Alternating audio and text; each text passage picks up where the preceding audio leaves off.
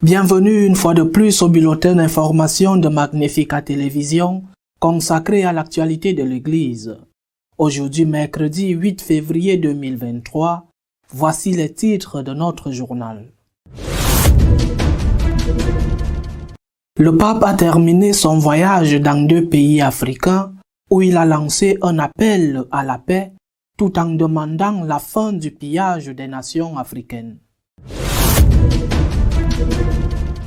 Le président des évêques allemands a accusé le pape de ne pas oser lui dire personnellement ce qu'il pense du synode allemand. Un sondage a montré que la majorité des Allemands sont convaincus qu'un schisme résultera du synode de leur pays. Une étude sociologique a confirmé que la pratique religieuse est la plus élevée dans les pays les plus pauvres et que les Africains sont les plus nombreux à assister à la messe. Le chef des Anglicans, Justin Welby, a déclaré qu'il préférait que son église cesse d'exister en Angleterre plutôt que d'accepter le mariage homosexuel. Le pape François s'est rendu au Congo et au Sud-Soudan en tant que messager de la paix et en appelant à la fin du pillage de l'Afrique et à la réconciliation interne. Ne touchez pas la République démocratique du Congo, ne touchez pas l'Afrique. Tel est l'appel pressant lancé par François lors de son premier discours à Kinshasa, en République démocratique du Congo, première étape de son voyage. L'Afrique n'est pas une mine à exploiter ou une terre à piller. Tels sont les mots du pape qui s'est adressé aux autorités, aux représentants de la société civile et au corps diplomatique de la République démocratique du Congo à Kinshasa. Au début de son 40e voyage apostolique international, au cours duquel il s'est également rendu au Sud-Soudan. Lors de la première messe, François a parlé de la paix et a déclaré que les chrétiens sont appelés à être des missionnaires de la paix et à collaborer avec tous, à briser le cycle de la violence, à démanteler les complots de la haine. Au 3e jour de sa visite apostolique au Congo, le pape a rencontré des jeunes et des catéchistes au stade des martyrs de Kinshasa, qu'il a remerciés pour leur affection et leur danse. Dans son discours, il leur a demandé de s'efforcer de rejeter la corruption et de ne pas se laisser vaincre par le mal. Au cours de sa visite au Sud-Soudan, il a souligné sa rencontre avec des évêques, des prêtres, des diacres et des hommes et des femmes consacrés et des séminaristes. François leur a demandé d'être des bergers miséricordieux et non des chefs de tribu. La partie la plus significative de cette étape du voyage a toutefois été la prière œcuménique dans la capitale du Sud-Soudan, Juba, afin de prier pour la paix dans ce pays tourmenté par une guerre civile sanglante. Près de 50 000 personnes ont participé à la prière, dont Justin Welby, l'archevêque de Canterbury, et Ian Grishild, le modérateur de l'Église d'Écosse. Le pontife a souligné que la prière est inséparable de la lutte pour la paix. Le pape a dénoncé la vision tribale de la religion et a appelé à la diffusion du style de non-violence de Jésus. Le pape a également appelé à la cessation du conflit et à un retour sérieux au processus de paix dans le pays, lors de sa rencontre avec les représentants des plus de 2 millions de personnes déplacées. Le pape a affirmé qu'il ne peut y avoir d'avenir dans les camps de personnes déplacées et a insisté sur la nécessité pour tous les jeunes d'avoir la possibilité de suivre une éducation scolaire. Suite aux critiques du pape à l'égard du synode allemand, le président de la conférence épiscopale allemande a reproché au pape de ne pas pouvoir le lui dire personnellement.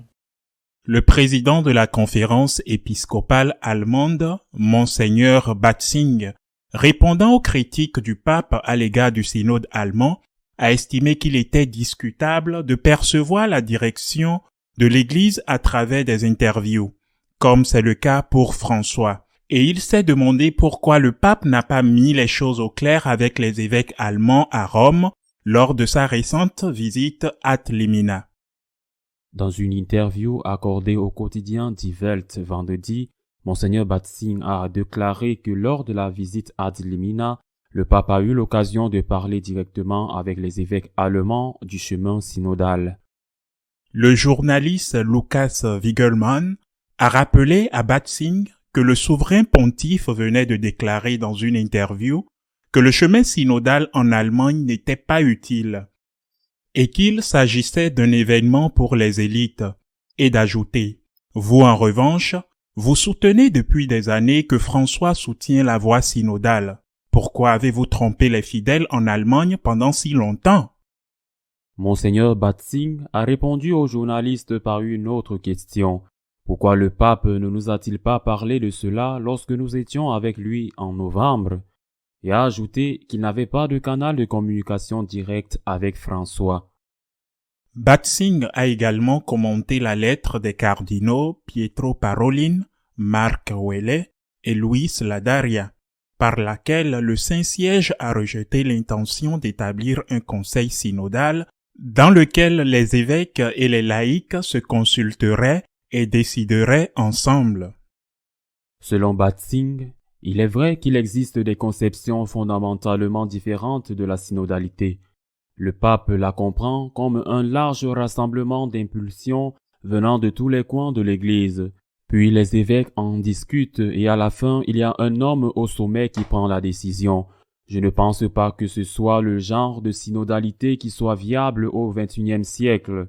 Nous, les évêques allemands, a ajouté Monseigneur Batzing, recherchons une possibilité de réelle consultation et de prise de décision commune.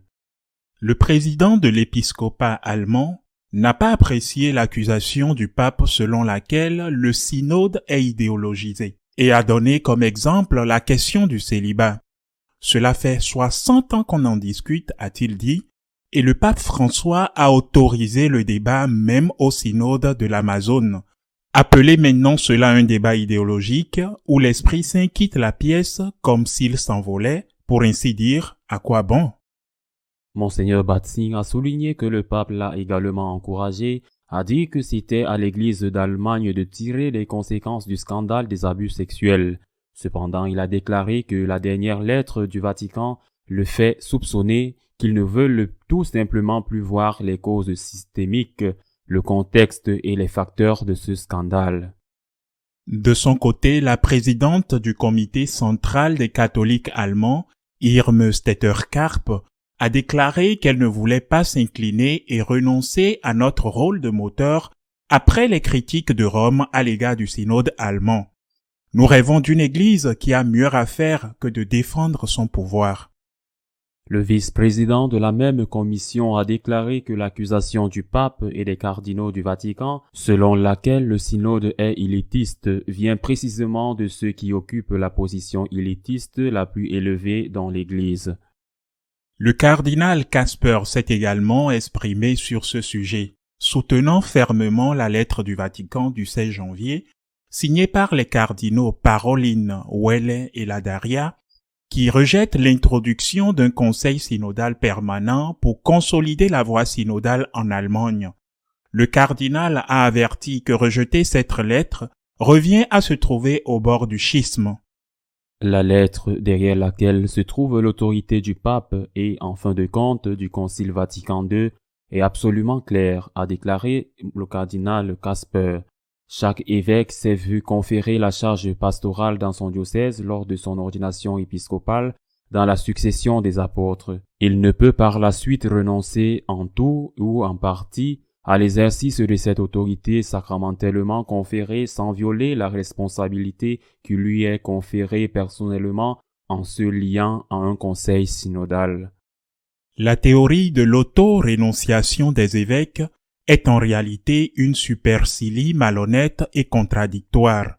La résistance à la lettre romaine ou sa réinterprétation trompeuse et son contournement contre toutes les protestations bien intentionnées conduit inévitablement au bord du schisme et prolonge ainsi le peuple de Dieu en Allemagne dans une crise encore plus profonde, a déclaré Casper. La majorité des catholiques allemands est convaincue que le synode qui se déroule dans leur pays mènera à un schisme avec le reste de l'Église. Selon un sondage de l'hebdomadaire catholique dit Tagespost, plus d'un tiers des Allemands s'attendent à un schisme de l'Église catholique en Allemagne avec le reste de l'Église catholique. 36% s'attendent à une séparation prochaine, 22% ne s'y attendent pas, 42% ne savent pas ou ne veulent pas, 42% ne savent pas ou ne veulent pas se prononcer sur la question. Chez les catholiques, la croyance qu'il y aura un schisme est plus élevée que la moyenne nationale. Si l'on examine la question sous l'angle des différentes confessions, une image relativement uniforme se dégage parmi les croyants chrétiens. Une majorité de 42% des catholiques pensent qu'il y aurait bientôt une scission au sein de l'Église catholique en Allemagne. 27% ne le pensent pas et 27% ne le croient pas. 27% ne le pensent pas et 29% ne savent pas quelle est leur position à ce sujet. Parmi les protestants, 37% pensent qu'il y aura bientôt une scission de l'Église catholique. 21% ne le pensent pas. Cependant, à 41%, la proportion de ceux qui ne se font pas confiance pour faire une évaluation est la plus élevée. À 44%, les membres libres de l'Église sont d'avis qu'un schisme se produira bientôt. 21% pensent le contraire et 33% ne savent pas où ils en sont sur cette question. Les pays les plus pauvres sont les plus religieux et les pays africains ont le taux le plus élevé de participation à la messe selon une étude sociologique. Le Nigeria et le Kenya sont les deux pays au monde où les personnes qui se considèrent comme catholiques assistent le plus fréquemment à la messe. En d'autres termes, les pays africains comptent le plus grand nombre de catholiques pratiquants parmi leur population catholique. Ils sont suivis par le Liban, les Philippines, la Colombie, la Pologne et l'Équateur avec la moitié ou plus de catholiques pratiquants. Le World Value Survey en est à sa 7e vague. Il a débuté dans les années 1980 et dispose de données provenant de 36 pays à forte population catholique. Parmi eux, la participation hebdomadaire à la messe est la plus élevée parmi les adultes qui s'identifient comme catholiques au Nigeria, 94%, au Kenya, 73% et au Liban, 69%. Le segment suivant de pays où la moitié ou plus de catholiques assistent à une cérémonie hebdomadaire comprend les Philippines, 56%, la Colombie, 54%, la Pologne, 52% et l'Équateur, 50%. Moins de la moitié, mais un tiers ou plus, y assistent chaque année en Bosnie-Herzégovine, 48%, au Mexique, 47%, au Nicaragua, 45%, en Bolivie, 42%, en Slovaquie, 40%, en Italie, 34% et au Pérou, 33%. Entre un tiers et un quart des catholiques vont à la messe chaque semaine au Venezuela, 30%, en Albanie, 29%, en Espagne, 27%, en Croatie, 27%, en Nouvelle-Zélande, 25% et au Royaume-Uni, 25%. Aux États-Unis, 17% des adultes catholiques ont déclaré assister à la messe aussi souvent. 5% d'entre eux regardant la messe en ligne ou à la télévision depuis leur domicile. Les autres pays où la fréquentation de la messe par les catholiques est similaire à celle des États-Unis sont la Hongrie, 24%, la Slovénie, 24%, l'Uruguay, 23%, l'Australie, 21%, l'Argentine, 21%, le Portugal, 20%, la République tchèque, 20% et l'Autriche, 17%. Les plus faibles niveaux de fréquence hebdomadaire sont observés en Lituanie, 16%, en Allemagne, 14%, au Canada, 14%, en Lettonie, 11%, en Suisse, 11%, au Brésil, 8%, en France, 8% et aux Pays-Bas, 7%. La religiosité est également liée à la richesse d'un pays. Les pays dont le revenu par habitant est inférieur à 25 000 $ ont les pourcentages les plus élevés de catholiques pratiquants. Dans les pays où les revenus sont plus élevés, la religiosité diminue. La Suisse, dont le revenu par habitant est le plus élevé des pays étudiés, a un taux de participation hebdomadaire à la messe très faible, à peine 11%. Pour Justin Welby, chef des anglicans anglais, il serait préférable que son église cesse d'exister en Angleterre plutôt que d'accepter le mariage homosexuel. L'archevêque anglican de Canterbury, Justin Welby, a assuré aux députés britanniques lors d'une conversation privée qu'il préférait voir l'Église d'Angleterre disparaître ou de perdre son statut privilégié dans sa nation d'origine, plutôt que de risquer une scission mondiale de l'anglicanisme en approuvant le mariage homosexuel.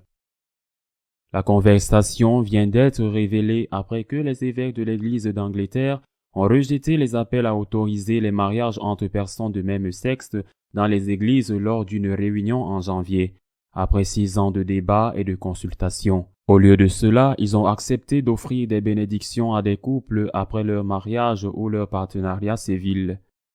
Cette décision a provoqué une réaction négative de la part du lobby LGBTI. Lundi, un député a demandé à l'archevêque si l'Église d'Angleterre devrait conserver son statut d'Église d'État lorsqu'elle n'est pas en phase avec la loi et l'opinion publique.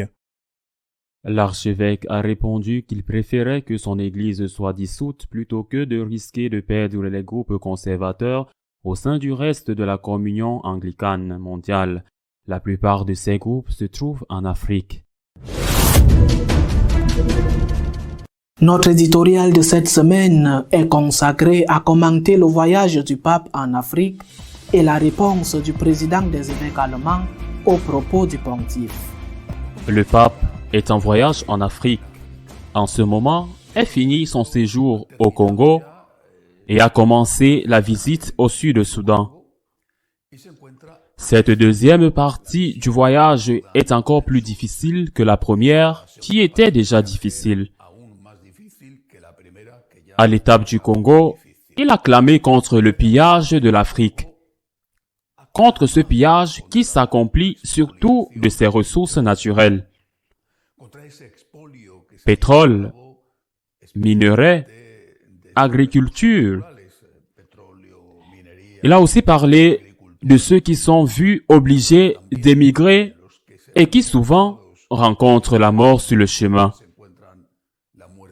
Il est probable que ces appels du pape que cesse le pillage de l'Afrique est aussi un appel aux dirigeants eux-mêmes de mettre fin à la corruption, qui est l'autre grand drame, un autre grand fléau qui écrase l'économie du continent.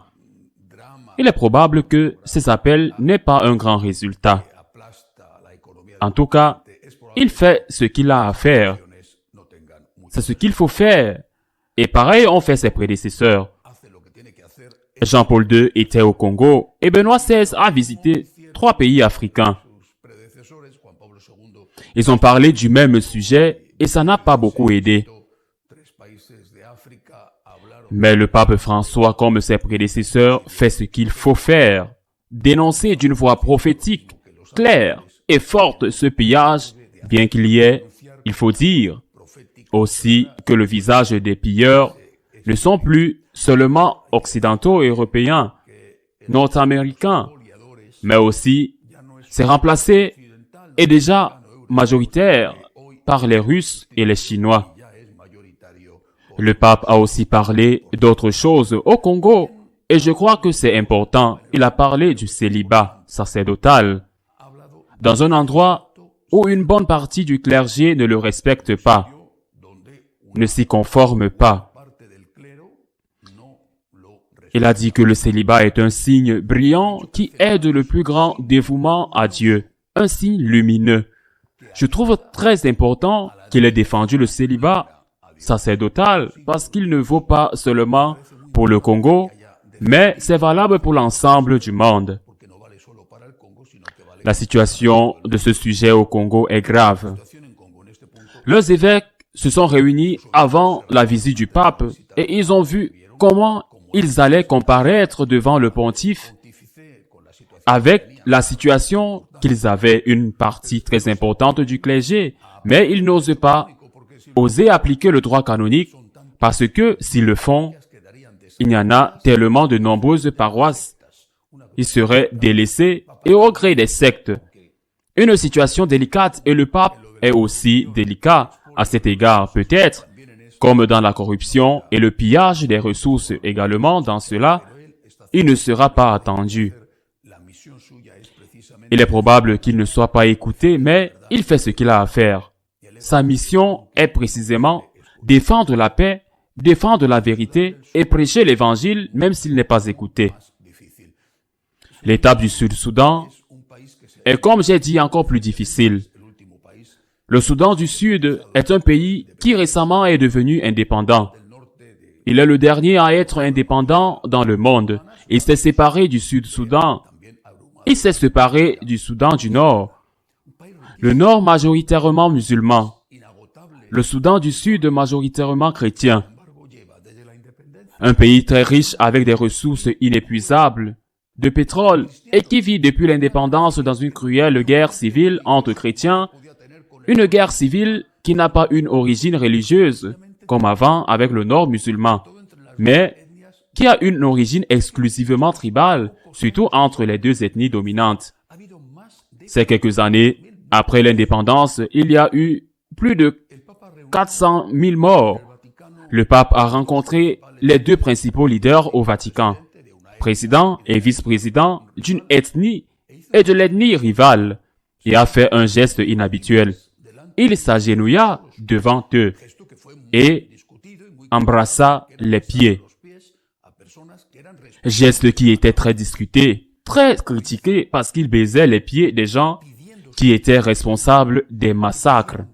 Il l'a fait, demandant, suppliant de mettre un terme à cette guerre fratricide et meurtrière. La situation ne s'est pas beaucoup améliorée. Maintenant, le pape est au Sud-Soudan. Il va redemander cette pétition, exhortera une fois de plus le dialogue et la paix pour le bien du peuple. Et il est possible que, comme dans le cas du pillage de l'Afrique ou de la lutte contre la corruption, ou malheureusement le célibat du clergé, il est possible que son appel n'ait pas de succès et qu'il ne soit pas écouté comme c'est déjà arrivé. Mais il a fait ce qu'il doit faire. Sa voix prophétique doit être entendue. Le résultat sera en fonction de ce que les récepteurs du message veulent faire, de ceux qui devraient le faire. Mais le pape a fait ce qu'il a à faire et je pense que c'est un voyage qui a beaucoup de mérite. Pas uniquement à cause du risque, mais aussi à cause de son âge. Pendant ce temps, depuis l'Allemagne, continue d'arriver de mauvaises nouvelles. Après l'entretien du pape François à l'agence de presse Associated Press, dans laquelle le pape a clairement dit que le synode allemand est un synode élitiste et il est idéologisé. La réaction du président des évêques allemands, Monseigneur Batzing, ne s'est pas fait entendre. Demandé que, dans une interview, par le journaliste qui lui a clairement demandé pour quelle raison avez-vous trouvé le peuple allemand, vous dites toutes ces années que le pape est en faveur du synode et maintenant, il savait que le pape dit que ce synode est un synode qui est idéologisé. L'Esprit Saint n'y est pas présent, qu'il est élitiste. La réponse de Batzing a été brutale. Le pape aurait dû me le dire face à face. Le pape n'a pas osé me dire clairement. En d'autres termes, Batzing traite le pape de lâche. En outre, dans l'interview, il a clairement dit qu'il n'allait pas changer, qu'ils allaient continuer de l'appliquer car, selon eux, ce que le Vatican avait interdit, comme je l'ai dit la semaine dernière, le Vatican avait interdit les conseils synodaux qui ont autorité au-dessus de l'évêque. Selon eux, cela n'est pas contre le droit canonique, même si 3 cardinaux, le secrétaire de l'État en premier, avec une lettre signée par le pape dit oui. C'était contraire au droit canonique. Bien, la situation est si grave que, pour la première fois dans l'histoire, un président d'une conférence épiscopale insulte le pape et l'insulte publiquement, l'appelle lâche.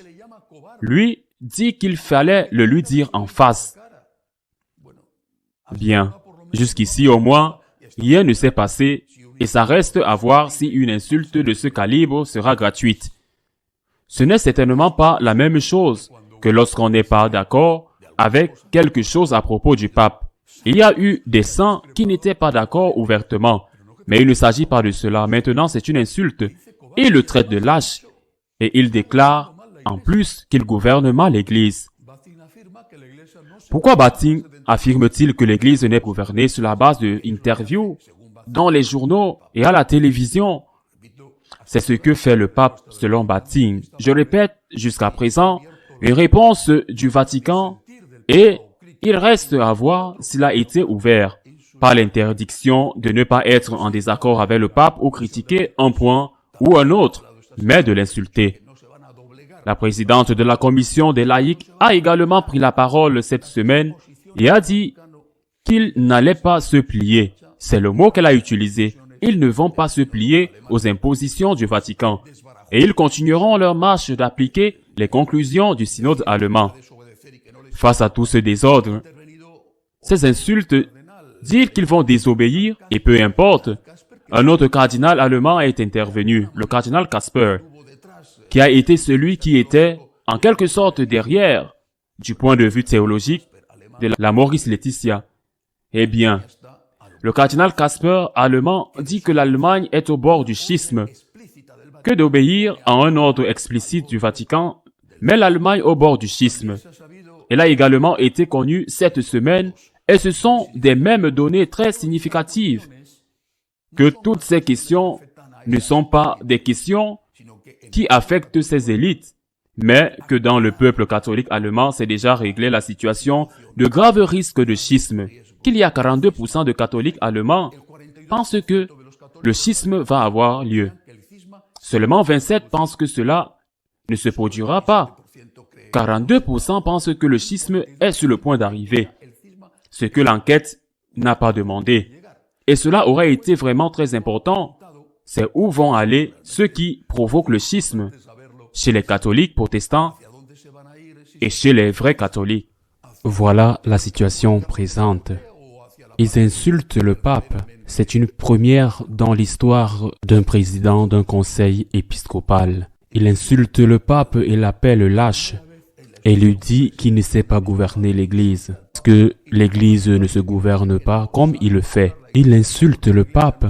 Non pas qu'il n'est pas d'accord avec l'opinion du pape, il continue d'être contre lui. Il insulte le pape. Il l'insulte. Et je répète, jusqu'à présent, rien n'a été fait. Je crois que la situation est très grave et qu'elle se fait de plus en plus urgente. Ainsi, nous devons prier parce qu'un schisme est une catastrophe. Un schisme est une disgrâce. Il faut le demander au Seigneur pour que ceci ne se produise pas. Et aussi, continuer de prier pour le pape. À la semaine prochaine, si Dieu le veut. Nous continuerons de vous tenir informés de ce qui se passe dans l'Église à travers nos différents canaux Facebook et YouTube Magnificat Télévision. À la semaine prochaine, si Dieu le veut.